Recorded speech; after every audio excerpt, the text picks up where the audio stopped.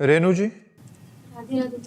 राधे राधे महाराज जी। महाराज जी, 34 साल बिना भजन के बीत गए। पिछले 1 वर्ष से आपको सुनना प्रारंभ किया महाराज जी। अब ऐसा लगता है कि पता नहीं प्राण कब निकल जाए, और भजन भी अभी शुरू ही किया है महाराज जी। इतने साल व्यर्थ निकल गए, इसी की चिंता सताती रहती है। ठीक बात है, ऐसा चिंतन होना चाहिए।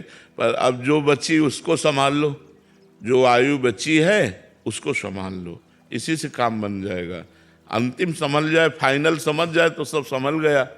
प्रारंभ मान लो बिगड़ गया, लेकिन अंतिम संभल गया तो सब संभल गया। देखो, अंतिम संभलने में जैसे नारायण का नाम अजामिल ने उच्चारण किया, बड़ा पापी था, वैश्यागमन करता था, बड़ा पवित्र था, लेकिन अंतिम समय अपने पुत्र को बुलाने के निमित्त से उसने नारायण ऐसा पुकारा, काम बन गया। भगवान के पार्षद आ गए, यमदूत की फांसी काट दी और उसको मुक्त कर दिया। तो अगर अभी उसको तो इतना ही केवल अवसर मिला एक बार नारायण उच्चारण करने का, अपने को तो बहुत बार अभी अवसर है। हम जितना जिंदा है उतना खूब राधा राधा राधा राधा राधा राधा नाम रटे, निश्चित हमारा कल्याण हो जाएगा।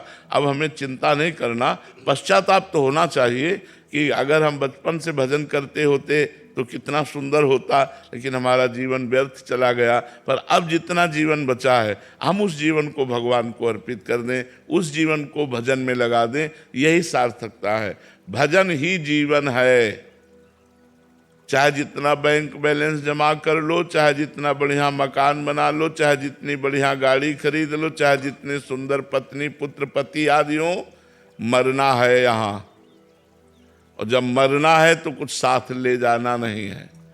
तो हम अपना काम बना लें, जैसी परिस्थिति में भगवान रखें वैसी परिस्थिति में रहें, और राधा राधा राधा राधा नाम जप करते रहें, जिससे हमारा लोक परलोक सब बन जाए। अगर इस जन्म में भजन नहीं किया तो अगला जन्म पता नहीं कौन से पशु पक्षी का हो, हमें क्या भरोसा। इसलिए खूब नाम जप करो, नाम ही तुम्हें बचाएगा। राधा राधा जितना रटो, जितनी श्वासें बची हैं उतनी श्वासें तो भगवान में लगा दो। अरुण जी, दिल्ली से। राधे राधे महाराज जी। महाराज जी, पिछले 1 वर्ष से YouTube के माध्यम से जुड़ा हूं, तब से जिंदगी को बदलता हुआ देख रहा हूं।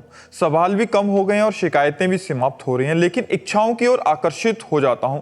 गलतियां रोज हो जाती हैं, जागरूक रहते हुए भी। महाराज जी, ऐसे में महाराज जी कैसे अपने आप को मजबूत करें? गलतियां ना हो तो ही सत्संग का प्रभाव हो। जैसे हम झाड़ू लगाए, पोछा लगाए और खिड़कियां खुली हैं, फिर धूल भर गई, तो क्या फायदा हुआ पोछा लगाने से, झाड़ू लगाने से। तो शास्त्र स्वाध्याय, संत संग, साधु समागम के द्वारा हम अपने हृदय को पवित्र करना चाहते हैं। गंदी आदतें, गंदे खान पान, इनका हम त्याग करना चाहते हैं। त्याग किया, फिर भी हमसे गलती हो रही, तो फिर धूल भरी आंधी आई, हमारे हृदय को गंदा कर गई, तो हमारी मेहनत तो बर्बाद हो गई ना।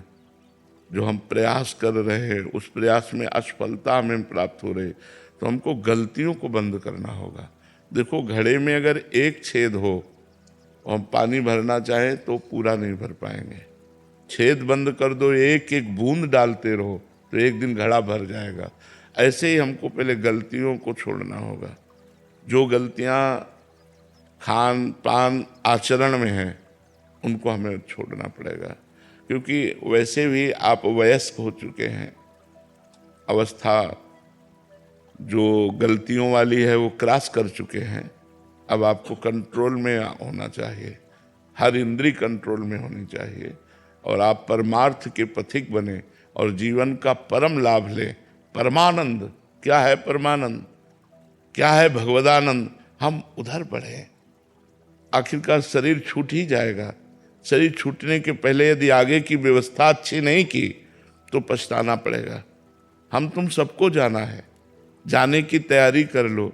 जो पहले से तैयार न थे पछता पछता कर चले गए। रहे न रावण सम अभिमानी, हिरणाकश्यप सम वरदानी। कोई नहीं रहा, सबको काल खा गया। हमारे भी तुम्हारे जीवन को काल नष्ट कर देगा।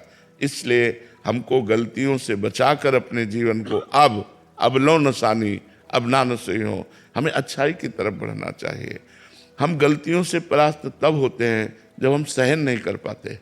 हमारा मन बोला कि हमको अमुक चीज खानी है और वो अधर्म युक्त है, नहीं खानी, तू चाहे लाख बार कहे नहीं खानी, नहीं हमें करना। तो अगर आप दस्तखत नहीं करेंगे तो मन आपको परास्त नहीं कर सकता। अंदर ही अंदर वो इतनी व्यथा पैदा करता है हमारे अंदर कि हम सह नहीं पाते और हम उसके दस्तखत कर देते हैं, हाँ मिला देते हैं। अगर धर्मयुक्त मांग है तो हम पूरी करेंगे, और धर्मयुक्त मांग नहीं तो हम तेरी कदापि नहीं पूरी करेंगे, कुछ भी हो जाए। ऐसा हमको निश्चय रखना चाहिए। जब तक आप मन के प्रति कठोर नहीं बनेंगे तब तक गलतियों से बच नहीं सकते। हम लोग मन को बहुत दुलार करते हैं। अगर मन की गलती हम खुला लाने लगे तो अभी सुधर जाए, लेकिन हम छुपाते हैं, हम मन को सपोर्ट करते हैं। अगर मन को सही करना है तो मन की गलती को हमें चौड़े पे लाना होगा, हमें युद्ध करना होगा मन से, हमें थोड़ा हट करनी होगी मन से। जीत जाएंगे, क्योंकि वो आपके पावर से ही पावरवान है। खास बात यह है, उसका कोई बल नहीं है, वो आपके ही बल से बलवान है। आपने ना और हट कर लिया ना, तो उसको ना में रुकना पड़ेगा। और जहां आपने कहा ना और उसने 100 बार आपको प्रेरित किया हाँ बोलो ना, तो आपको लगता है यार इस अशांति से तो अच्छा है भोग ले, इस जलन से तो अच्छा है यार खा ले, इस जलन से तो चलो यार पी लेते हैं। बस यही कमजोरी हमको नरकगामी बना देती है, यही कमजोरी हमको परास्त कर देती है, और जो मनुष्य जीवन का परम लाभ भगवान की प्राप्ति है उससे हम वंचित रह जाते हैं। हमें थोड़ा कठोर बनना होगा अपने मन के प्रति। अपने मन के प्रति क्षमाशील नहीं होना है, दूसरे के प्रति क्षमाशील होना है, अपने मन को दंड देना है। 3 दिन भोजन बंद, उसी को तो दंड मिल रहा है। हम तो अविनाशी के बच्चा हैं, अविनाशी स्वरूप है। चलो 3 परिक्रमा एक दिन में लगाओ वृंदावन की। अब वो होश ठिकाने उसके हो गए कि 3 दिन भोजन ही नहीं मिलेगा अगर ये गलती हो गई। ऐसा तो ये दंड है मन को दंड देना। अपने आप इसको हम ठीक कर लेंगे। अब इन सब बातों को लोग प्रयोग नहीं करते, और जब मन जहाँ जैसा चाहा वैसा करते रहते हैं। इसलिए इंद्रियां बहुत बलवान हो गई, मन बलवान हो गया और हम निर्बल हो गए। हमारे बल से ये बलवान हो गए और हमें निर्बल करके अपना गुलाम बना लिया। जब जो चाहते हैं वो वैसा करवाते हैं। प्रायः हम सब उसी लाइन में खड़े हैं।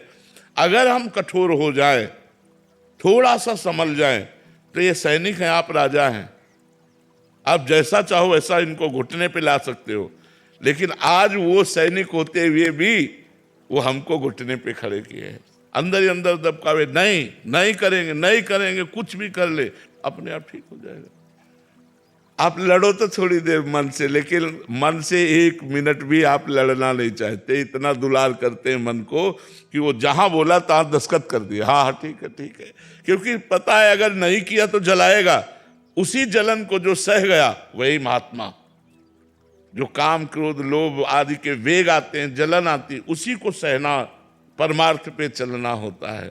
उसी को सो यम ही न व्यथ्यते पुरुषम पुरुषर्षभ सम दुखा सुखा धीरम स्वमृतत्वाय कल्पते। जो इस व्यथा को सह जाए, जो इस व्यथा से व्यथित नहीं होता, उसे सह जाता है, वही परमात्मा पद को प्राप्त होता है। इसलिए मजबूत बनिए, अपने मन से लड़िए और नाम जपने का प्रयास अधिक कीजिए। जितना हो रहा है उससे और अधिक कीजिए, तो आपको बल मिलेगा, आपको लाभ मिलेगा। मेघा जी जयपुर से। राधे राधे। राधे राधे महाराज जी। महाराज जी, आपने कहा है कि साधना में सफलता के लिए अधिक समय एक आसन पर बैठना, सुखासन में बैठना आदि से विशेष लाभ प्राप्त होता है और चित्त भी जल्दी एकाग्र होता है। परंतु यदि किसी का शरीर रोगी हो, सामर्थ्य ना हो 1 घंटा बैठने की, तो ऐसे में कैसे? सोफा आदि का, कुर्सी आदि का आश्रय ले ले। अगर मान लो आसनों पे नहीं बैठ सकते, अब जैसे हमारी किडनी खराब है तो हम आसनों पे अब नहीं बैठ सकते। पहले तो काफ़ी 6-6 घंटे एक आसन पर बैठे, अब आसन पर बैठने की सामर्थ्य नहीं, तो देखो ऐसे से तकिया लगाए हुए हैं, ऐसे बैठे हैं।